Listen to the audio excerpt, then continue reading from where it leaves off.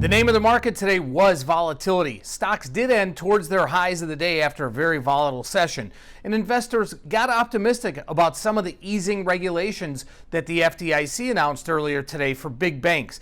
The FDIC said that banks will allow banks to more easily make investments into funds like venture capital funds and some other areas that they had been prohibited to do so. The S&P wound up over 1% after touching big time support, the 200-day moving average earlier in the day, right around 30.20. The Dow ended up 300 points and the Nasdaq continues its run up 1% higher today. The huge rally came after the market was lower earlier in the day on more fears about the reopening and coronavirus fears, and some states that had announced even that they were not going ahead with their next phase in the reopening. Also this morning we got some economic data. Another 1.48 million people filed for unemployment benefits, which was higher than the 1.35 million that were expected. However, the continuing jobless claims number did drop by 700,000, something very, very positive, and hopefully that trend will continue.